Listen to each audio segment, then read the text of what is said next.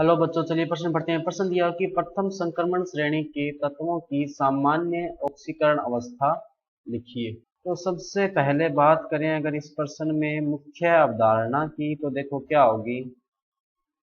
मुख्य अवधारणा जो इस प्रश्न में होगी वो होगी प्रथम संक्रमण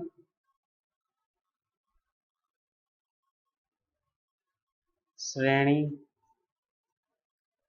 की ऑक्सीकरण अवस्था। ऑक्सीकरण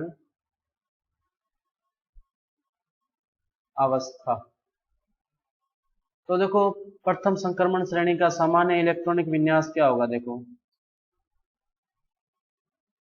सामान्य इलेक्ट्रॉनिक विन्यास जो प्रथम संक्रमण श्रेणी का होता है वो होता है 3D 1 2 10 4S 1 2 2 और 4P क्या होता है 0। अब सामान्यतः होता क्या है ना कि S में अधिकतम 2 इलेक्ट्रॉन रहते हैं। S कक्षक में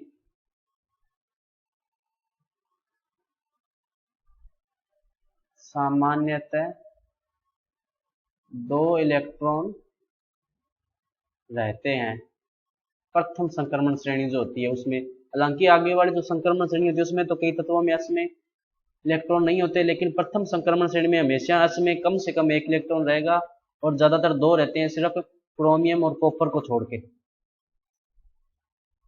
क्रोमियम व कॉपर को छोड़कर,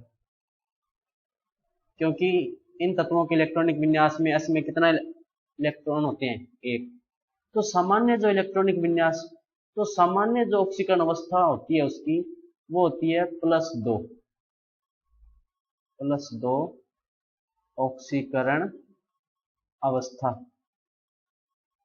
क्यों होती है? क्योंकि ये जो है वो सभी में कॉमन होता है। सभी में क्या है, ये कॉमन है, जिसके कारण क्या हुआ कि S की जो प्रथम संक्रमण श्रेणी है उसकी ऑक्सीकरण अवस्था क्या होगी +2, या सामान्य जो ऑक्सीकरण अवस्था है वो क्या होगी +2। अब ऐसा नहीं है कि +2 ही रहेगी, क्रोमियम की 6 तक चली जाती है और इससे आगे भी जो है वो परिवर्तित होती रहती है, लेकिन जो सामान्य ऑक्सीकरण अवस्था जो हर एक तत्व दर्शाएगा वो क्या होगी +2। जैसे ध्यान दें, अपने जिंक जो है वो ज्यादातर ऑक्सीकरण अवस्थाएं +2 ही दर्शाता है।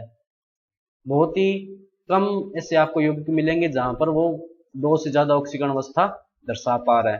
तो प्रथम संक्रमण श्रेणी के जो तत्व है उनकी जो सामान्य ऑक्सीकरण अवस्था है वो क्या है +2, और यही जो है वो आपका उत्तर है। तो मैं आशा करता हूँ आपको समझ में आया होगा। धन्यवाद।